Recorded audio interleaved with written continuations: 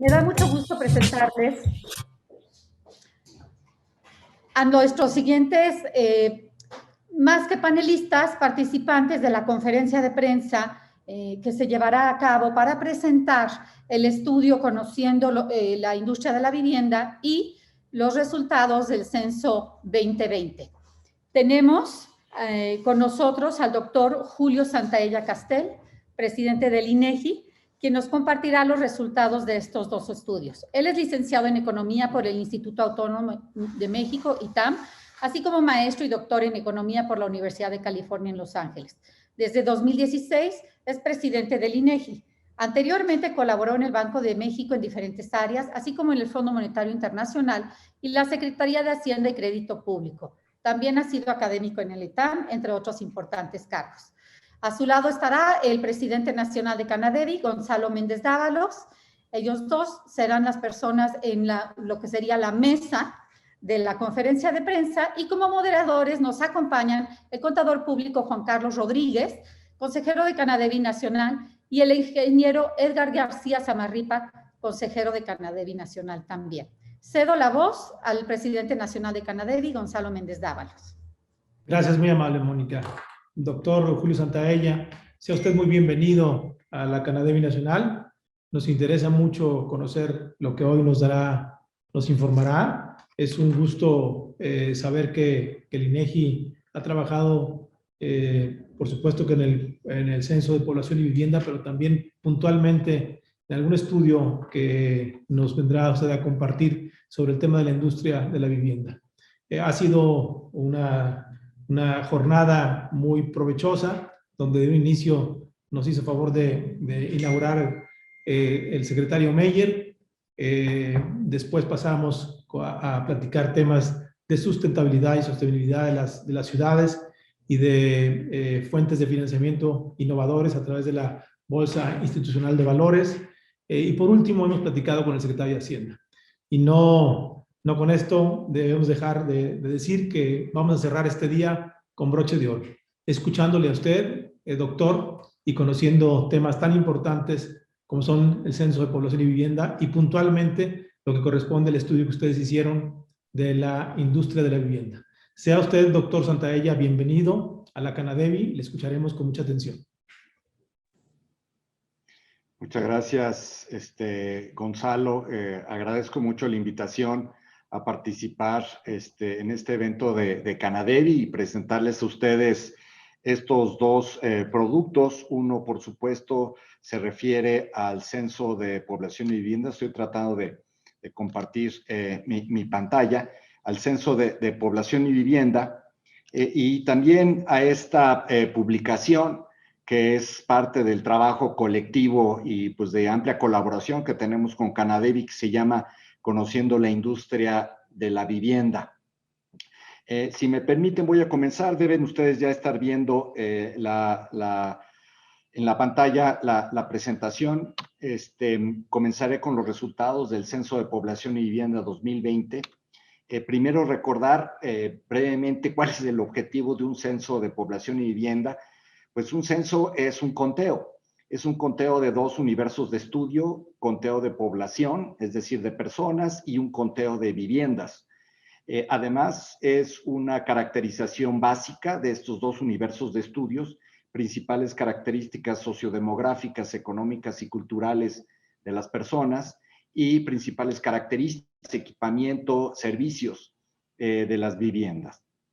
Además, muy importante, el censo de población y vivienda, por su carácter de universalidad, pues permite recoger el número total de ambos universos de estudio, y con esto podemos tener una distribución geográfica, una distribución en el espacio de estos dos objetos de estudio, de tal manera que podemos hacer acercamientos metafóricamente microscópicos para poder ver qué es lo que está ocurriendo en geografías incluso muy pequeñas, ¿no? Esto es algo que no se puede hacer en muchos otros programas de información y sí se puede hacer cuando tenemos un censo, ¿no? Algunos aspectos metodológicos que creo que son muy importantes para Canadevi. Ya hablé de los objetos de estudio, personas y viviendas. Esto se lleva a cabo a través de una entrevista cara a cara en cada una de las viviendas con un informante adecuado, así le llamamos a la persona que nos responde. Esta persona típicamente es la jefa o jefe del hogar o el cónyuge. Lo importante es que sea una persona mayor de 18 años y que nos pueda responder todas las preguntas del cuestionario censal para los integrantes de esta vivienda. El cuestionario tiene varias presentaciones. Hay un cuestionario, es el mismo, pero venía en un formato digital, como lo voy a exponer en un momento, y también se pudo recabar algunos casos en versión impresa, ¿no? El 98% de hecho se levantó en tabletas digitales y luego el 2% de manera impresa. El siguiente punto es muy importante para Canadevi. La información se recoge en la puerta de la vivienda y allí tenemos que encontrar una persona que nos pueda responder. Y por lo tanto necesitamos cerciorarnos que una vivienda está habitada. Y se hace un esfuerzo realmente profundo, empeñoso, por verificar si una vivienda está habitada o deshabitada. De hecho, se hacen varias visitas a la vivienda, cuando menos 3 en distintos horarios, días de la semana, para poder estar seguros que una vivienda no está habitada, ¿no? De tal manera que tenemos bastante certidumbre de la condición de habitabilidad de una vivienda. Ahora bien, cuando encontramos una vivienda habitada y hay una persona que nos pueda responder, podemos levantar el cuestionario censal. Cuando no está habitada, pues entonces es difícil tener quien responda al cuestionario y que nos pueda referir una serie de atributos sobre esas viviendas. Por lo tanto, la riqueza de la información es infinitamente mayor para las viviendas habitadas que para las que no están habitadas, ¿no? Algo muy importante, el periodo de levantamiento ocurrió conforme al plan del 2 al 27 de marzo del año pasado. Esto es importante porque les quiero recordar algunas fechas con relación a la pandemia y su desenvolvimiento en México. 27 de febrero del 2020, primer caso confirmado de la COVID-19. Entramos en fase 1 en esta pandemia. 23 de marzo, es decir, alrededor de la última semana del periodo de levantamiento censal, tenemos la transición a la fase 2 y se lanza la Jornada Nacional de la Sana Distancia por parte de la autoridad sanitaria, es decir, donde nos piden guardar 1,5 metros de distancia entre las personas, no tocarnos al saludarnos, el estornudo de etiqueta, el lavado frecuente de manos, etcétera. Y 31 de marzo, es decir, posterior al levantamiento, ya comienza la fase 3, que es la emergencia sanitaria decretada por el Consejo de Salubridad General. En esta emergencia sanitaria, ustedes lo recordarán, se dividen las actividades económicas en esenciales, no esenciales. Las no esenciales tienen que suspender la actividad por completo. Las esenciales pueden tener continuidad bajo ciertos protocolos sanitarios y una especificación muy clara que hubo en este acuerdo o decreto del Consejo de Salubridad General fue la prohibición para celebrar entrevistas cara a cara y por lo tanto llevar censos y encuestas que involucraran estas entrevistas. Afortunadamente nosotros ya habíamos terminado la parte medular del censo, aunque sí tuvimos afectaciones en otras etapas posteriores del operativo censal, principalmente lo que se refiere a la verificación, la codificación, la captura de los cuestionarios en papel y otra serie de elementos que tuvimos que ir ajustando. A la postre, tuvimos que postergar la publicación de los resultados del 4 de noviembre al 25 de enero de este año, ¿no? Pero la buena noticia es que, a diferencia de lo que está ocurriendo en muchos otros países, México cuenta con un censo de población y vivienda del 2020, ¿no? Algunas novedades de este censo de población y vivienda en términos temáticos. Tiene unas preguntas adicionales sobre las viviendas en términos de equipamiento, principalmente de las tecnologías de información y comunicación. Preguntamos sobre el municipio de residencia en el 2015, es decir, 5 años antes, para poder determinar los flujos de migración interna en el país. Este es el primer censo de población y vivienda que incluye una pregunta para determinar si las personas se consideran afromexicanas o afrodescendientes. Tenemos una pregunta adicional para poder corroborar la participación en la actividad económica o la participación laboral, y hicimos una batería de preguntas mucho más profunda para conocer el grado de afectación que tienen las personas para poder llevar a cabo algunas actividades cotidianas, y con base en esta batería de preguntas poder determinar con mayor precisión el número de personas con discapacidad. En cuestión tecnológica también hubo novedades. Este fue un censo de población que dio un salto tecnológico al pasar del papel en el año 2010 como método de recolección a el dispositivo de cómputo móvil, que es una tableta o fableta, lo cual pues tuvo una serie de grandes ventajas. Por un lado, permitió ahorros presupuestales. Por otro lado, permitió mayor seguridad y calidad en la captura de la información. En cuanto a la calidad, pues por supuesto que al estar programado o embedido en el algoritmo de captación del cuestionario, pues hay una serie de elementos de validación que permiten corroborar la consistencia de las respuestas y seguir una secuencia predefinida de levantamiento del cuestionario censal. Al mismo tiempo, de origen al momento de la captura de la información, pues inicia una mejor protección de la seguridad de esta información por estar encriptada y cifrada en todo el proceso, y no nada más a partir de la captura de cuestionarios en papel. Al contar también con estos dispositivos con un geolocalizador con GPS, pues nos permitió, por un lado, conocer la ubicación de estos dispositivos y del personal que lo venía operando. También nos permitió conocer el grado de avance en el operativo y de la cobertura espacial de las cargas de trabajo que habíamos asignado. Y finalmente, en los resultados, pues nos va a permitir georreferenciar cada una de las viviendas que hemos censado, ¿no? Entonces, este salto tecnológico yo creo que es una de las cosas que hay que destacar del Censo de Población y Vivienda. Pasemos ya a los resultados. Este número ya lo habrán escuchado previamente. En marzo de 2020 habitaba en nuestro país 126.014.024 personas.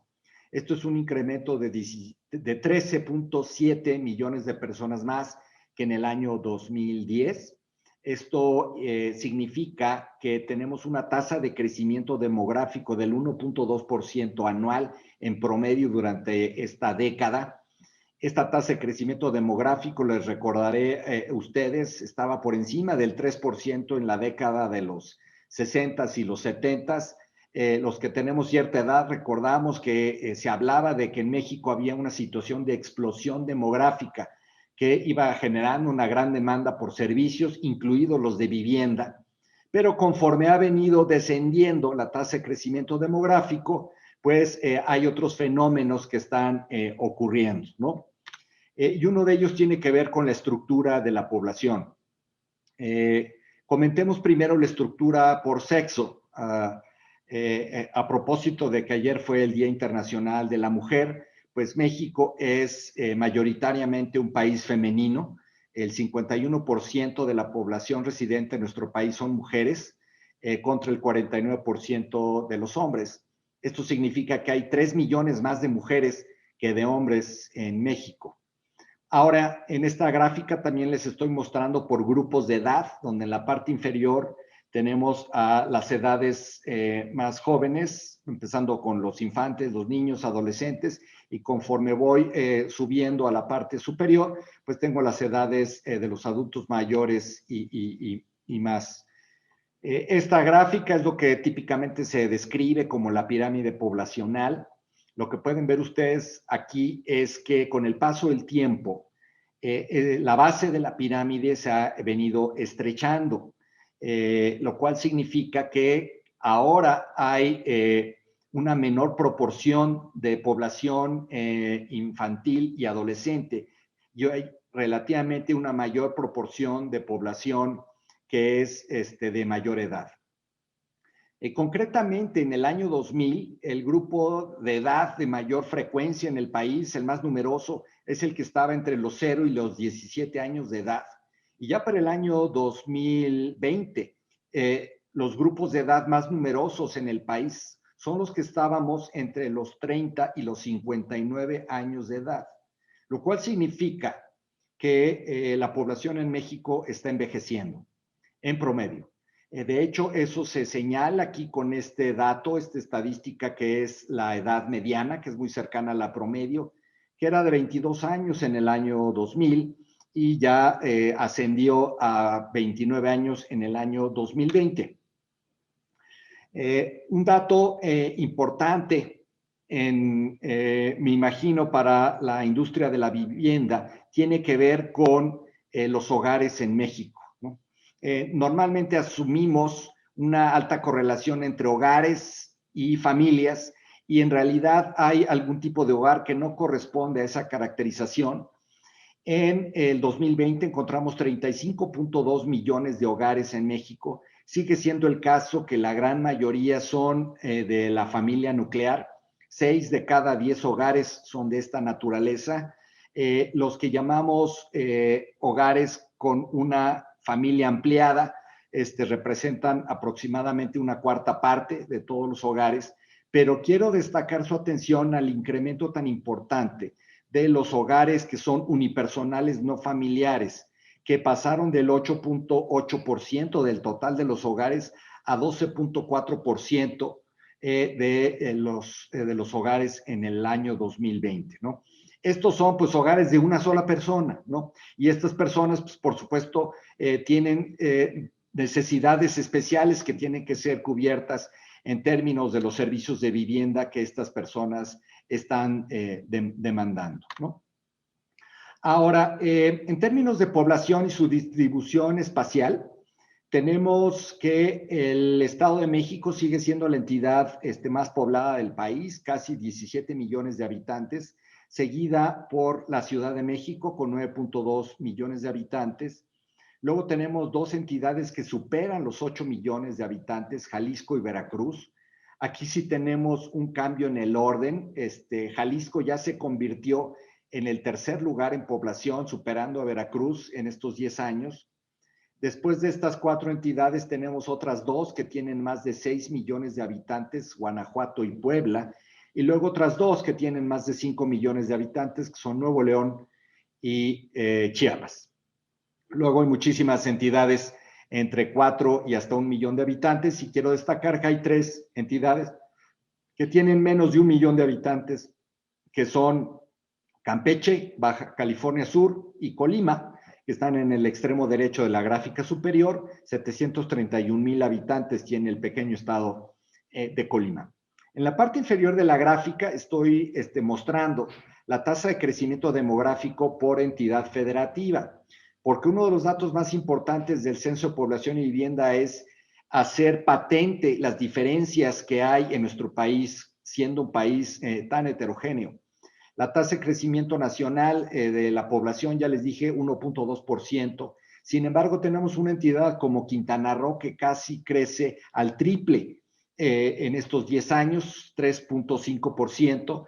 Tenemos luego Baja California Sur, Nuevo León, 2.3% y Querétaro, 2.7%. Crecimientos relativamente elevados.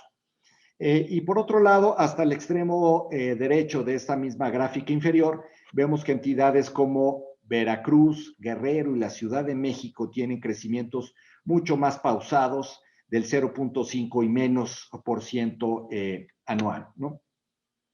Ahora pasemos al tema ya de la vivienda. Hay muchísimos otros aspectos y temáticas en población, pero no quiero comerme el tiempo en esa parte y pasemos a la vivienda. En el Censo de Población y Vivienda, en este recorrido que hicimos por todas las localidades del país, identificamos 43.9 millones de viviendas particulares, de las cuales 35.2 millones, es decir, casi el 80%, están habitadas. Las que no están habitadas las podemos clasificar en deshabitadas, casi 6.2 millones de viviendas, y luego las que estadísticamente clasificamos como de uso temporal, porque tienen ocupación esporádica, ya sea en el transcurso de la semana, en el transcurso del mes o en alguna temporada del año, 2,5 millones de viviendas de uso temporal, ¿no? Las deshabitadas más las de uso temporal son las viviendas no habitadas, cerca del 20% del total de las viviendas que identificamos en el territorio nacional. Estas 35.2 millones de viviendas habitadas particulares se comparan con 28.6 millones de viviendas en el año 2010. Esto significa que en estos 10 años hubo una tasa de crecimiento de la vivienda particular habitada del 2.2% anual. Como ustedes ven, es un punto porcentual por encima del crecimiento de la población, del crecimiento demográfico, lo cual significa que en promedio pues está disminuyendo el número de ocupantes por cada vivienda. Teníamos 4.4 ocupantes en promedio en el año 2000 y ya para el año 2020 tenemos 3.6 ocupantes por vivienda, ¿no? Esto está relacionado, entre otros factores, ya les comenté, con el hecho del incremento de las viviendas, de los hogares unipersonales, ¿no? ¿Dónde están el mayor número de viviendas? Pues esto sigue un patrón muy similar al de la población. El Estado de México es la entidad que tiene el mayor número de viviendas particulares habitadas, con 4.6 millones, seguida de la Ciudad de México con 2.8, y después Veracruz 2.4, Jalisco 2.3 millones de viviendas, ¿no? Nuevamente Campeche, Baja California Sur y Colima son las que menos viviendas habitadas particulares tienen. En cuanto al crecimiento de las viviendas particulares habitadas, 2.2, recuerden, es el nacional. En Quintana Roo, ya les había contado que casi triplica el crecimiento demográfico. Bueno, en cuestión de viviendas particulares habitadas, no triplica, sino poco más que duplica, con un crecimiento del 4.7% promedio anual en esta década, seguida por Querétaro, 4%, Nuevo León 3.3%, Baja California Sur 3.1% y Aguascalientes 3%, ¿no? En el otro extremo, las entidades que tienen los menores crecimientos en el número de viviendas particulares habitadas, pues están Tabasco y Zacatecas con 1.7% promedio anual, Guerrero 1.6% y la Ciudad de México, siendo la de menor crecimiento, 1.2% anual. Algunos de los atributos de estas viviendas particulares habitadas, estamos observando que continúa esa tendencia de mejora de los materiales constructivos en lo que se refiere al piso y está incrementándose el porcentaje de viviendas que tiene un piso con algún tipo de recubrimiento, como es la madera, mosaico u otro recubrimiento. Esta categoría pasó del 31% en el año 2000 al 43% en el año 2020. Sin embargo, esos son los promedios. Ya les digo, México es muy heterogéneo. Todavía tenemos entidades en el sur del país, Guerrero, Oaxaca y Chiapas, donde el porcentaje de viviendas que tienen piso de tierra pues supera el 11%, ¿no? Por supuesto, la contraparte es que hay entidades como Nuevo León, Coahuila, Aguascalientes y la Ciudad de México, donde prácticamente ya hay muy pocas viviendas que tienen piso de tierra. En cuestión de electricidad, 99% de las viviendas particulares habitadas en México cuentan con servicio eléctrico. Aquí la penetración, pues ya con niveles tan elevados, ha sido fundamentalmente en aquellas pequeñas localidades de índole rural, es decir, el Censo de Población y Vivienda localizó más de 180,000 localidades que tienen 2,500 o menos habitantes, Y es en esas pequeñas localidades que están dispersas por todo el país donde ha habido mayor penetración del suministro eléctrico, que ha pasado de un 85% en el año 2000 a un 97% ya en el año 2020. Una buena noticia se refiere al agua entubada. Se ha incrementado el porcentaje de viviendas que cuentan con agua entubada dentro de la vivienda. Se ha incrementado este porcentaje en 20 puntos en 20 años, pasando del 58% en el año 2000 al 78% en el año 2020, ¿no? Algo similar está ocurriendo también en las viviendas que disponen de drenaje o algún sistema de desalojo de las aguas grises y negras. Ya el 78% de las viviendas particulares habitadas reportan disponer de una conexión a la red pública de drenaje, y esto ha venido correspondido por una disminución en el porcentaje de viviendas que no disponen de algún esquema de drenaje. Ahora, en cuanto al equipamiento de estas viviendas, tenemos incrementos pequeños, incrementos moderados en aquellas que disponen de refrigerador, de lavadora, de automóvil. Tenemos incrementos más importantes en aquellas que reportan disponibilidad de teléfono celular, que pasan del 65 al 88% del 2010 al 2020. En aquellas que reportan disponibilidad de Internet, que pasan del 21 al 52%. Y en menor medida también de las que reportan disponibilidad de computadora, laptop o tableta, que pasan del 29 al 38%. Tenemos disminuciones en el porcentaje de viviendas pequeñas que reportan disponibilidad de televisión, de radio y de línea fija telefónica.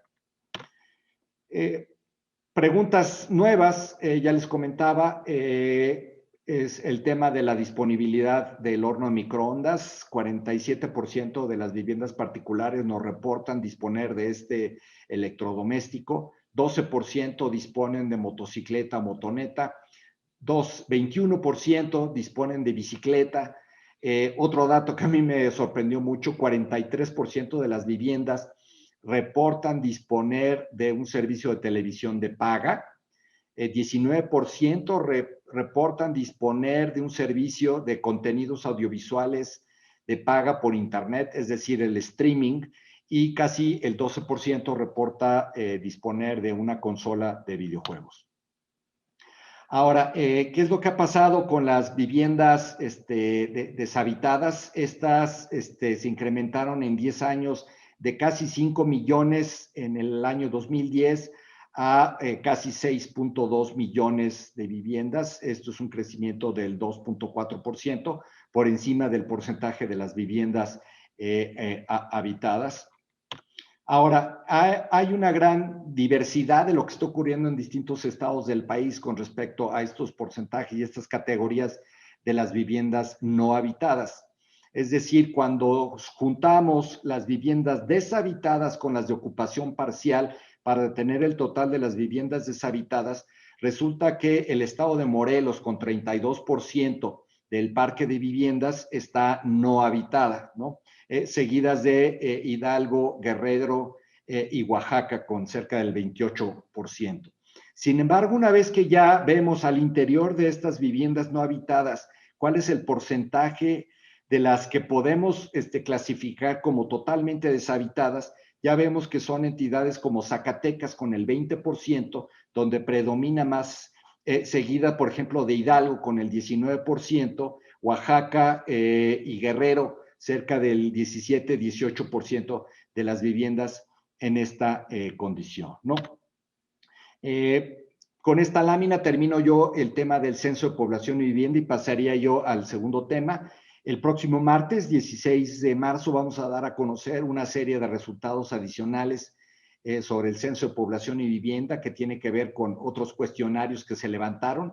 El cuestionario ampliado, el cuestionario de localidad rural, el cuestionario del entorno urbano, el cuestionario de alojamiento de asistencia social,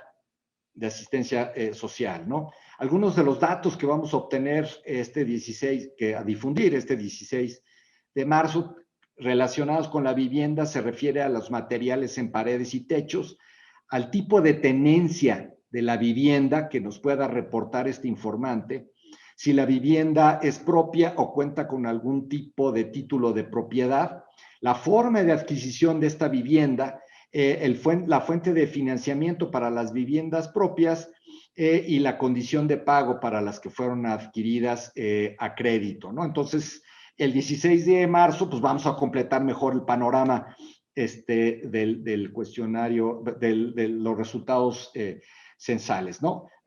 Posteriormente vamos a tener algunos otros resultados, más bien productos, no son resultados, son productos que son fundamentalmente de consulta de los resultados que ya hemos dado a conocer el 25 de enero y el 16 de marzo, ¿no? Pasemos ahora al segundo tema, que es esta publicación Conociendo la Industria de la Vivienda. Aquí quiero agradecer la gran colaboración que hemos tenido con la Canadevi para poder producir esta publicación. Es un documento trabajado conjuntamente, es parte, digamos, de los estudios sectoriales que hace de alguna industria, de algún conjunto de actividades económicas el INEGI, y pues nos ofrece una panorámica global de lo que está ocurriendo con este conjunto de actividades, ¿no? Entonces, pues tiene una visión principalmente estructural, donde se ven la composición de las actividades, el empleo, los salarios, remuneraciones, y también tiene algunos elementos coyunturales, como vamos a ver a continuación, ¿no? Primero, recordar que el INEGI ya lleva varios años produciendo bajo la metodología del Sistema de Cuentas Nacionales, que es con el que calculamos el PIB, un producto que se llama la cuenta satélite de la vivienda en México, ¿no? Donde tenemos, por supuesto, un diálogo muy importante con Canadevi y la industria. Aquí, digamos, cuando integramos quienes participan en esta industria de la vivienda, vemos que son fundamentalmente dos grupos de actividades económicas. Por un lado, la construcción, y por otro lado, un conjunto de servicios inmobiliarios que son importantes, ¿no?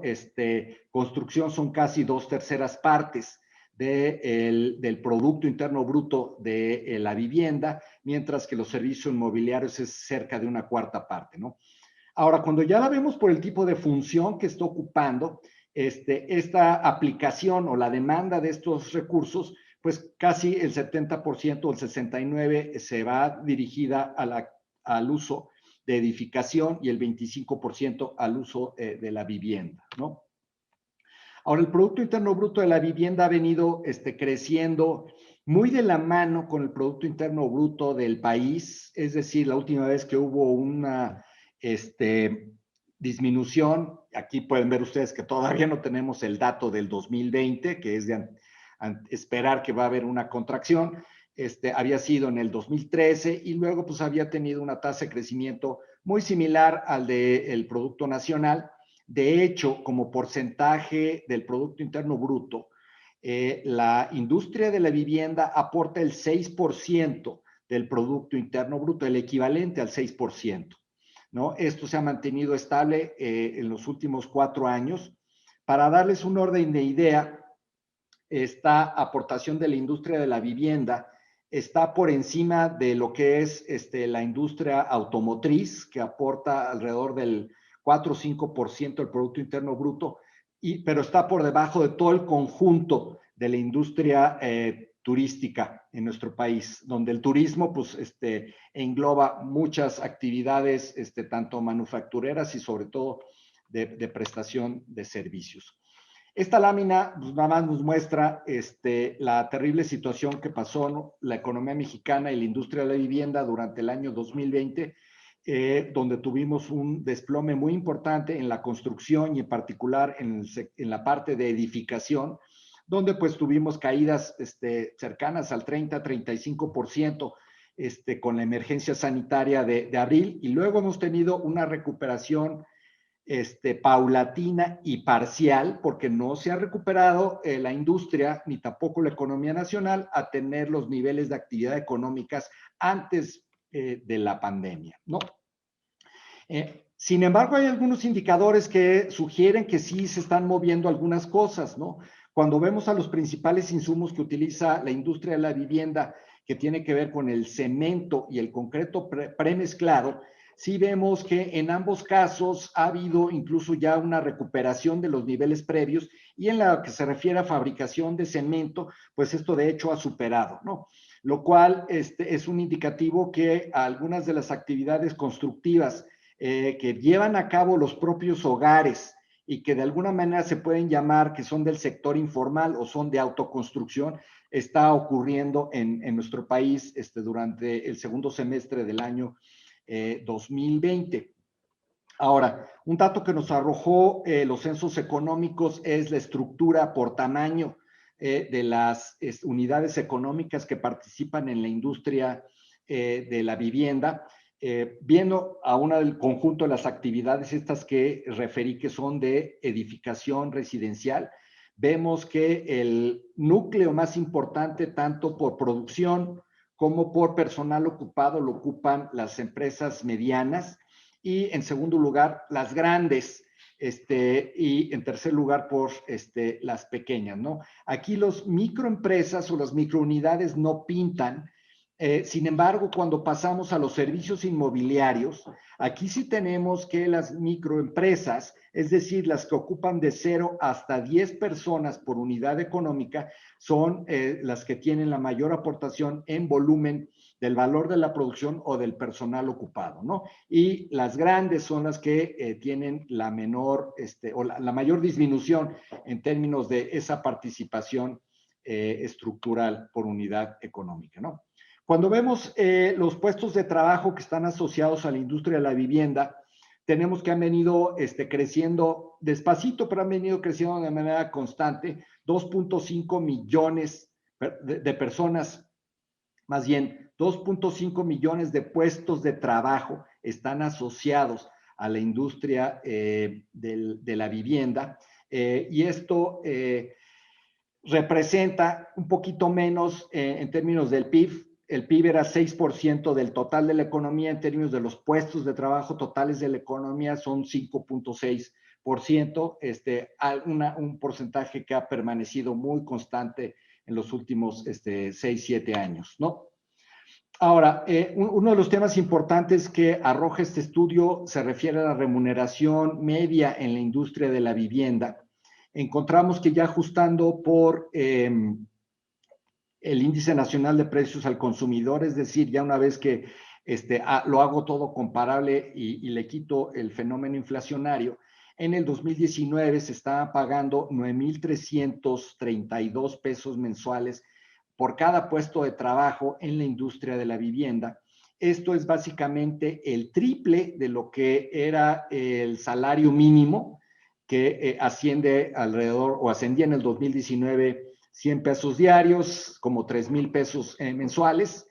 Sin embargo, está todavía por debajo de la remuneración promedio en la economía, que es 4 veces, un poquito más de 4 veces los salarios mínimos, con estos 13,000 pesos mensuales, ¿no?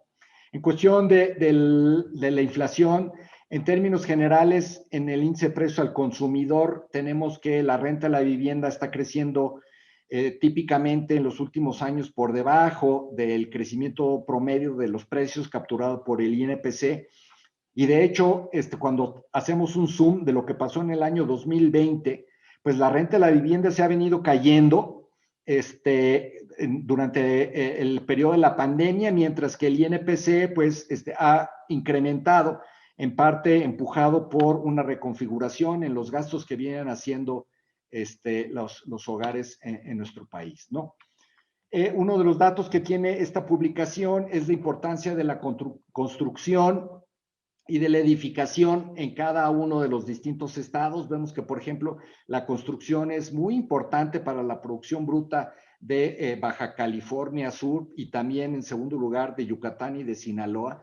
De hecho, es notorio cómo Baja California Sur, el Producto Interno Bruto de ese estado se mueve al unísono con lo que está pasando con la construcción. En términos de edificación residencial, el estado donde participa más es Yucatán, seguido de Baja California Sur, ¿no? Y bueno, a propósito de que ayer fue Día Internacional de la Mujer, sabemos que en la industria de la vivienda hay una participación menor que el promedio de las mujeres y fundamentalmente es en este tipo de actividades donde vemos una menor participación. A nivel nacional, cerca del 13% en la construcción está la contribución de la mujer o la participación en los puestos de trabajo. Los más elevados están en Campeche y Morelos, 16%, y en temas de la edificación, Chihuahua es el estado que tiene la mayor contribución. Un par de láminas adicionales. Quiero hacer un comercial sobre la Encuesta Nacional de Vivienda 2020. Este es un trabajo que el INEGI levantó el año pasado, en octubre a diciembre del 2020. Es un trabajo conjunto con el Infonavit y la Sociedad Hipotecaria Federal, con el objetivo fundamental de conocer las características de la vivienda en México a mayor profundidad que el censo, para poder tener un panorama mucho más amplio de las necesidades y la demanda de la población sobre los servicios de vivienda, ¿no? Esto nos va a permitir conocer algunos aspectos ya más particulares como la remodelación, la ampliación, las necesidades de cambiar o adquirir otras viviendas, el grado de satisfacción que tiene la población con su vivienda, con el entorno y algunos otros aspectos relacionados con esto. Esta encuesta va a tener representatividad nacional y por entidad federativa, y hacia el mes de julio esperamos darla a conocer, y estoy seguro que va a ser de mucho interés para ustedes. No omito decir que también en diciembre estaremos publicando la cuenta satélite de la vivienda para el año 2020, pues que dará cuenta pues, de las dificultades que pasó esta actividad durante el año de la pandemia, que desafortunadamente todavía continúa, ¿no? Bueno, cierro nada más diciendo pues que nos da mucho gusto trabajar con ustedes, que seguimos a su disposición para la consulta de la información, que siempre continuamos apegándonos a los más estrictos estándares de calidad en la información que estamos produciendo. Y pues nos gustaría más adelante seguir publicando otros estudios como el de Conociendo la Vivienda, ¿no? Gonzalo, si te parece, yo aquí dejaría mi presentación. Creo que ya hablé suficiente. Pues seguramente habrá algunas preguntas de parte del público. Adelante, gracias. Muchas gracias, doctor Santaella. Muy interesantes los datos que nos compartes y si me lo permites, le paso la voz a mis compañeros panelistas para que hagan algunas puntualizaciones y algunos comentarios y o también preguntas, doctor. Adelante, Juan Carlos. Muchas gracias. Felicidades. Nuestro agradecimiento al doctor Julio Santaella, presidente de la Junta de Gobierno del INEGI, por la presentación de ambos importantes proyectos que para nosotros son fundamentales, el Censo de Población y Vivienda y el estudio sobre nuestro sector. Agradecer la colaboración, pedirles a los periodistas que nos hagan el favor de enviar sus preguntas a través del chat y bueno, comentar de manera breve que el complemento que viene hacia adelante de los productos que se están haciendo con Infonavit, Sociedad Hipotecaria Federal y Foviste, van a ayudar a complementar lo que para nosotros representa el sector de la vivienda, el impacto que tiene y evidentemente el camino que deberemos de seguir. Yo quisiera hacer una pregunta al doctor Santaella. ¿Qué diferencias importantes nota entre el censo del 2010 y el censo de 2020 que relacionados con el tema de la vivienda deberíamos de destacar como una importancia en el camino a la consolidación de mejores hogares en México? Muchas gracias, Juan Carlos. Es una magnífica pregunta. Bueno, algunos de los aspectos que yo resaltaría es la diferencia en la distribución espacial de las viviendas que tenemos en nuestro país, ¿no? Ya les comentaba cómo hay algunas entidades que son relativamente dinámicas en tanto población como en la generación de viviendas particulares habitadas, destacando el caso de Quintana Roo, Baja California Sur y otras. No lo tenía yo en la presentación, pero muchos de estos dinámicas demográficas muy importantes obedecen a flujos migratorios internos que son importantes en el país. Tenemos movimientos que se pueden caracterizar con que hay una serie de edades receptoras de población, como son Baja California Sur, como son Nuevo León y Quintana Roo, y en menor medida Aguascalientes, Coahuila. Y luego tenemos otra serie de entidades que han sido expulsoras de población, que tienen saldos migratorios netos negativos, que están en el sur-sureste del país, que son pues, las tradicionales Guerrero, Oaxaca y Chiapas, a la cual también se han sumado Veracruz, Tabasco y Campeche, ¿no? Entonces, en otras palabras, la demanda de viviendas se ha venido modificando en función de los movimientos migratorios que vemos en el país, ¿no? Incrementándose en los estados del norte y en menor medida del centro del país y aquellos que tienen una vocación turística, y disminuyendo en el sur-sureste del país, ¿no? En prácticamente todos, fuera de eso, pues ha habido ciertas mejoras en las variables, en los indicadores, como puede captar el Censo de Población y Vivienda, y ya lo ilustré, ¿no? Esa sería, digamos, una primera respuesta. Muchas gracias, doctor.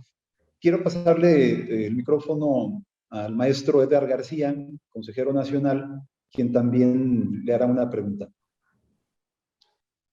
Doctor Julio, buenas tardes. Definitivamente uno de los temas que luego causa mucho ruido con las autoridades es el tema de la vivienda deshabitada. Aquí tratando de tocar dos temas. Uno, ese 14% que se tienen de viviendas deshabitadas en el país, ¿se tiene alguna comparativa con otros países para poder determinar en qué rango estamos, ¿no? Y dos, haciendo una extrapolación, si estamos hablando de que hay 44 millones de viviendas en el país y hay 6.2 millones de viviendas deshabitadas, estamos hablando del 14%. Si hacemos una extrapolación al tema de Infonavit, estamos hablando de que en Infonavit representa aproximadamente una de cada 3 viviendas, vamos a decir 15 millones de viviendas, las que se han comercializado a través del Infonavit.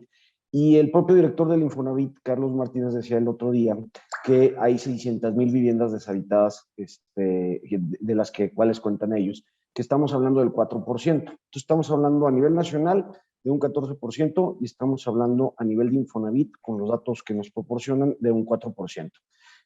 Podríamos inferir que entonces el tema de la vivienda deshabitada está más fuertemente focalizado en lo que es la autoconstrucción o la producción informal de vivienda. Esos serían los dos temas. Muchas gracias, Edgar. A reserva de que ahorita complemente mi respuesta, nos está acompañando el director general de Estadísticas Sociodemográficas, Edgar Bielma. Él conoce el tema con mayor profundidad. Yo me limitaría a responder lo siguiente.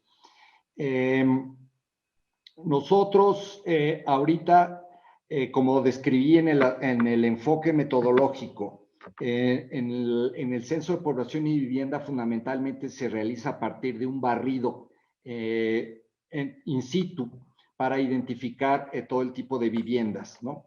Y como comenté, se hace un esfuerzo por corroborar la calidad de habitación de las viviendas, y de esa manera es que obtenemos estos 6.2 millones de viviendas que están no habitadas, ¿no? Y esa es la cifra que tenemos. Ahora, no sabemos bajo qué condiciones fueron construidas.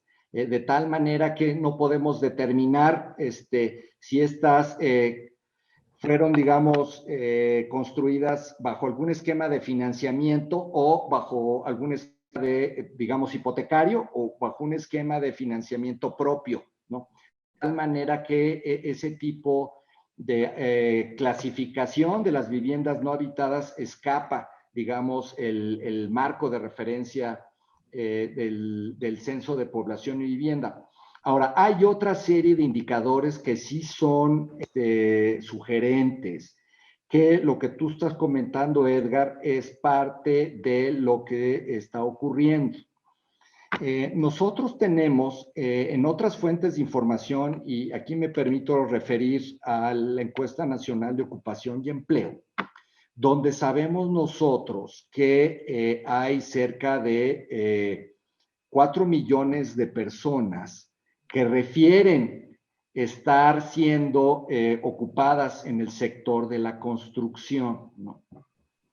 Y muchas de ellas, cerca de 1,4 millones, no están en un esquema, digamos, una relación laboral salarial o subordinada, de tal manera que claramente están laborando por su cuenta, ¿no? Y esto precisamente son esquemas donde se está dando esta situación de autoconsumo. En otras palabras, tenemos un fenómeno muy importante en el país donde hay actividad de construcción que escapa, digamos, estos esquemas de formalidad y por lo tanto también los esquemas de financiamiento, y que definitivamente al final de cuentas resultará en un producto que son ciertos números de viviendas que fueron generadas por este tipo de esquemas, ¿no? Si me permites, me gustaría que Edgar nos completara esta respuesta a los tocayos, ¿no? Entonces, Edgar Bielma, por favor, gusto de saludarte.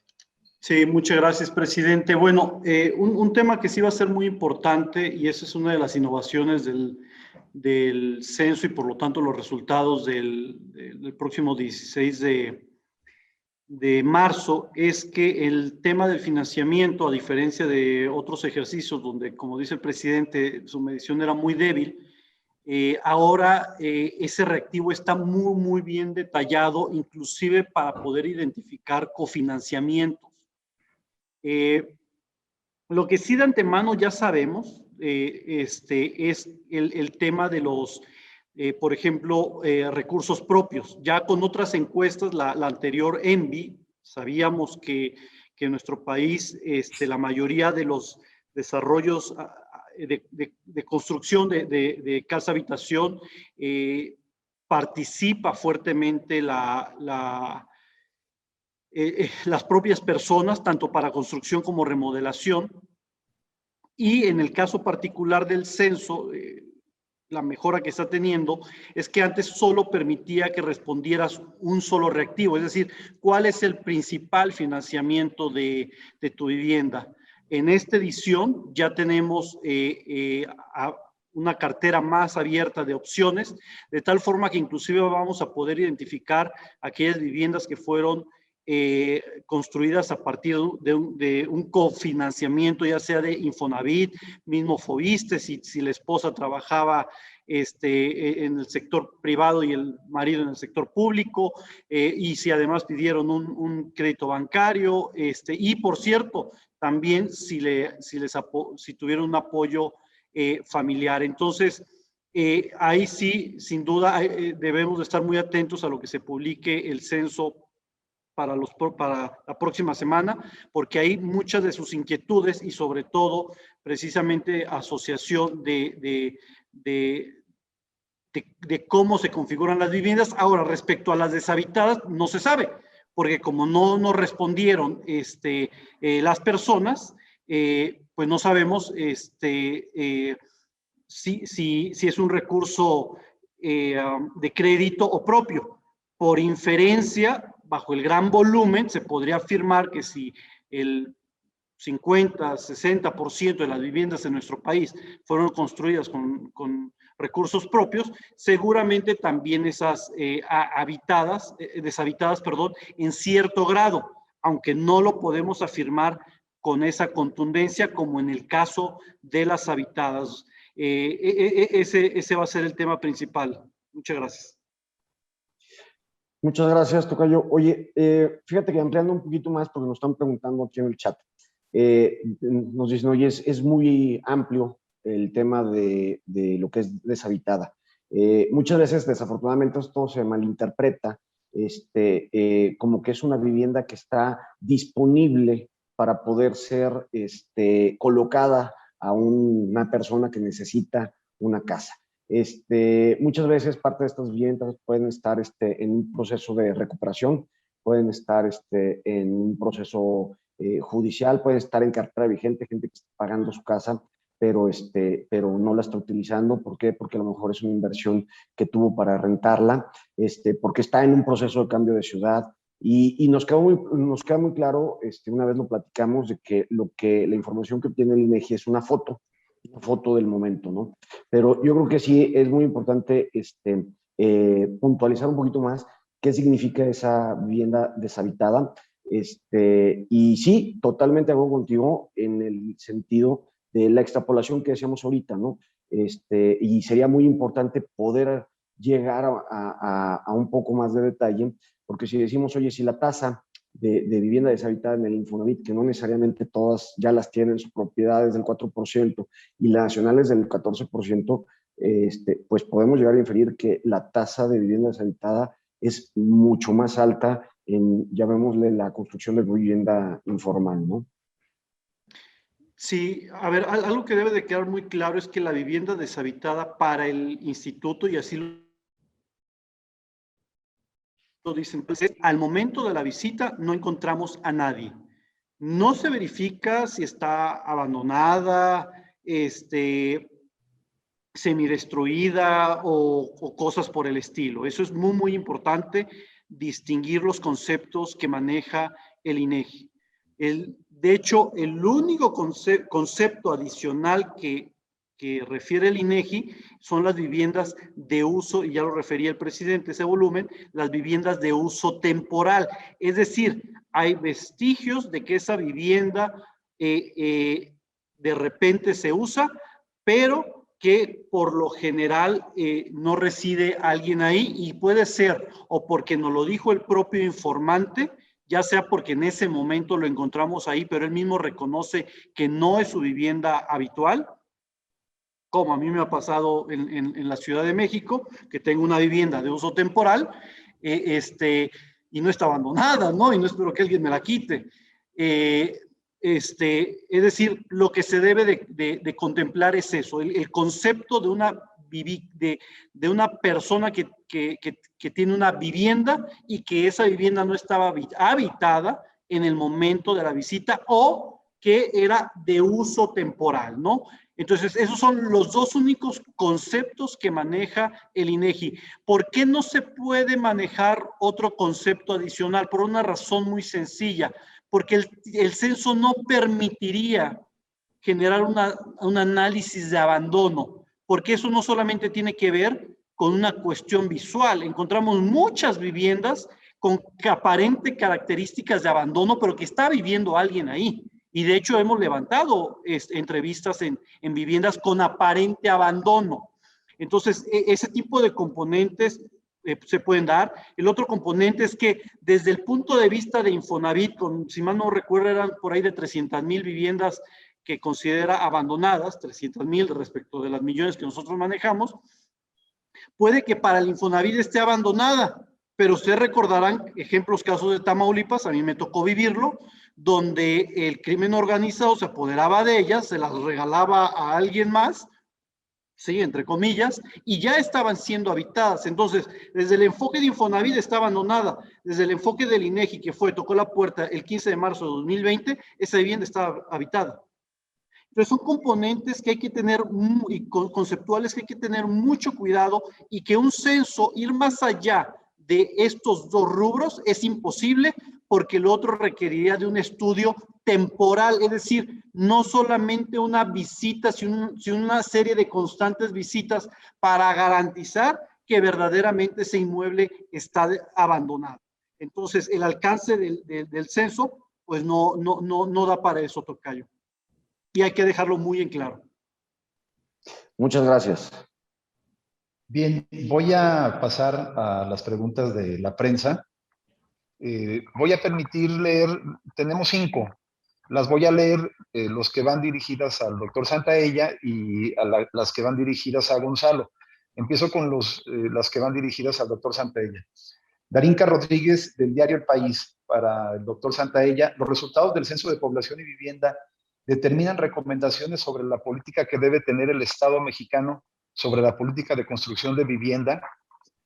Tiene una segunda, también Darinka, del diario El País, que es para Gonzalo Méndez. Hace poco se dio a conocer que en una de las conferencias matutinas del presidente de México, el número de viviendas de interés social que se han abandonado, cómo ha afectado la toma de la política pública a la industria de la vivienda, en tanto que representa un gasto de la industria. Se tiene un cálculo de cuánto ha perdido la industria para estas viviendas abandonadas. Y hay una segunda, hay otra de Nayeli Hernández del Reforma. Para el 2021 se anticipa alguna afectación o baja en lo que representa la vivienda en el PIB, bajar esta proporción del 6%. Y por el momento, hay otra más de Guadalupe Flores: ¿cuál es el déficit de vivienda en México? Y ahora, ¿cuál es el tamaño promedio de las nuevas viviendas? Creo que por el momento son las preguntas que tendríamos. Le doy la palabra al doctor Santaella. Muchas gracias, Juan Carlos. Hay muy buenas preguntas. Me encantaría poder responderlas con precisión, todas. Hay algunas que escapan nuestra responsabilidad. Esta de Darinka sobre las recomendaciones para la política de construcción, pues, como recordarás, pues la responsabilidad del INEGI es proporcionar la información, dar la evidencia y no hacer política pública o dar las recomendaciones, ¿no? Ahora, uno esperaría que la política pública estaría encaminada a que este tipo de viviendas contaran, y los hogares en general contaran con los mejores características y los mayores atributos en este tipo de elementos, ¿no? Entonces, por ejemplo, el Censo de Población y Vivienda ha recogido, digamos, la disponibilidad de agua, del drenaje y demás. En estas situaciones, pues uno esperaría que se buscara mejorar esas características constructivas de las viviendas y también mejorar toda clase de servicios, muchos de ellos públicos, para las viviendas, ¿no? Otra de las cosas, por ejemplo, que está desprendiéndose de allí es que hay demandas emergentes que están ocurriendo a raíz de la pandemia, como por ejemplo el hecho del teletrabajo o de la educación en casa, que de alguna manera pues está demandando otra serie de elementos sobre las mismas viviendas que tienen que ser flexibles para que los hogares puedan acomodar esas actividades al interior de la vivienda. Por supuesto, esto tiene que ver con conectividad, con equipamiento, con otra serie de atributos de lo que está ocurriendo, ¿no? Preguntaban allí qué es lo que esperamos que vaya a ocurrir con el PIB de la industria de la vivienda, la próxima lectura que hagamos, que se va a referir para el año 2020. Pues mira, lo que hemos observado en la composición económica de nuestro país es que hay actividades que están incrementando su participación, como son el sector agropecuario y el sector manufacturero. Y por otro lado, hay otra serie de actividades que están disminuyendo su participación, destacadamente en los servicios de alojamiento, los servicios de preparación de alimentos y demás. Algo que definitivamente, como ya lo comentamos, le va a pegar a la vivienda en esta cuenta satélite, va a ser la disminución de la actividad de la construcción, que como hemos visto ha sido una de las que ha tenido la mayor afectación durante la pandemia. Y en menor medida es más difícil saber qué es lo que va a ocurrir con los servicios inmobiliarios, ¿no? Aunque esos también pudieran tener una disminución, ¿no? Entonces, En suma, esperaríamos que la participación del 6% se encogiera por debajo de eso, ¿no? Y respecto a la pregunta de Guadalupe, pues, sobre el déficit de la vivienda, aquí yo creo que la encuesta nacional de vivienda va a ser muy útil, precisamente que se trabajó en Infonavit para poder indagar con mayor profundidad lo que hemos encontrado sobre las demandas de vivienda, ¿no? Ya le decía yo a ustedes el incremento tan importante que ha habido en 10 años en estos hogares unipersonales que requieren ciertos servicios de vivienda y que pudiéramos cuantificar con base en el censo de población. Yo lo dejaría allí, Juan Carlos. Muchas gracias, doctor. Le cedo la palabra a Gonzalo Méndez. Muchas gracias, Juan Carlos, muy amable. Pues bueno, retomo la pregunta de Darinka acerca de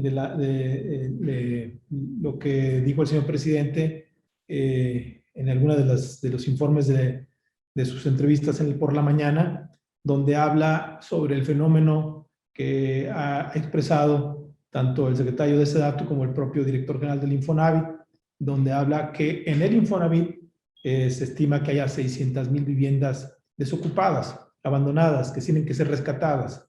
Bueno, ya se nos platicó el propio secretario de SEDATU como el director general Carlos Martínez, que se va a hacer un programa para los próximos 4 años y recuperar cerca de 120,000 de estas viviendas con un programa específico para recuperarlas, rescatarlas, remozarlas, y no solamente la vivienda, sino también su entorno. Entonces habrá una intervención urbana para dejarla en muchas mejores condiciones. Y sobre la puntualización, si hay alguna pérdida para la industria, pues yo más que diría que pérdida para la industria, este fenómeno de la desocupación, o más bien el abandono de estas viviendas, es un quebranto para los mexicanos, es un quebranto para los adquirentes de la vivienda, que desafortunadamente, por muchas razones, que pudieran ser inclusive razones de delincuencia que hay en ciertas ciudades o que hubo en ciertas ciudades y les obligaron a deshabitar, desocupar, abandonar la vivienda, han tenido que no estarlas habitando y perder su patrimonio en muchos de los casos. Otras sí, ciertamente, porque fueron viviendas construidas muy alejadas y con algunos problemas de servicios, pues eso va en detrimento fundamental del patrimonio de estos adquirentes, estos derechohabientes. Puntualmente de lo que se habló en esa mañanera son los derechohabientes del Infonavit. Que por cierto, para dar datos más o menos exactos, el Infonavit lleva financiados 11 millones de créditos durante la vida del Infonavit. Y si tiene 600,000 viviendas abandonadas, que es gravísimo el problema, que hay que atenderlo y que es un quebranto en el patrimonio de estas familias, y hay que buscar modelos como los que ha planteado el secretario de la SEDATU o el director Martínez, pues representa el 5.5% del total que administra. Es un grave problema, pero creo que hay muchas cosas buenas más en el Infonavit que estas 600,000, que hay que atenderlas, sí, por supuesto. Y el quebranto, más que para la industria, es un quebranto patrimonial para los derechohabientes que hay que atender. Esa sería la respuesta puntual para Darinka. Bien, creo que nos quedan unos minutos. Podríamos leer la última de Guadalupe Flores, es para Gonzalo Méndez. ¿Para cuándo estiman la recuperación del empleo en la industria de la construcción a niveles anteriores a la pandemia? Bueno, yo diría que este año, primero decir que el año pasado, el 2020, para la industria, sí, evidentemente decir que fue un año muy complicado, muy complejo. Tuvimos un par de meses donde no pudimos desarrollar nuestra actividad industrial, donde no pudimos de manera puntual trabajar en la industria. 60 días estuvimos cerrados sin poder producir vivienda, pero en esos momentos lo que teníamos cierto era solo la incertidumbre. No sabíamos cómo se iba a comportar y qué tan grave sería la crisis. Pensábamos que iba a ser una crisis como la del 2008, 2009, la del 2014, y afortunadamente no se comportó de esa manera.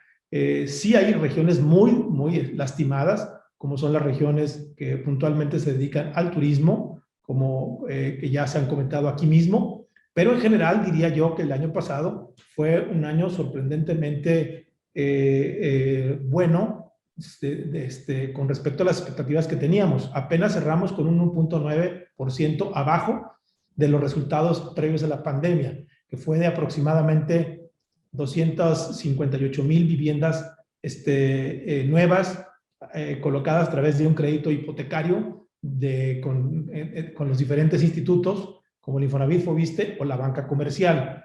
Y este año, para contestar puntualmente la pregunta, empezamos sorprendentemente también bien por los datos que nos da el RUF, con el mejor enero de los últimos 6 años, y con respecto al enero del año pasado, del 2020, estamos el 58% arriba del inicio de nuevos proyectos, con 16,850 viviendas en proceso de construcción. Lo que quiere decir es que en el ánimo de los desarrolladores está pues que podamos avanzar de manera fuerte, de manera consolidada hacia la vacunación del pueblo de México, y con eso fortalecer la economía de nuestro país. Creo que hay un optimismo razonado, y creo que este año pudiera ser el año donde se consolide que la industria de la construcción, desarrollo y promoción de vivienda pueda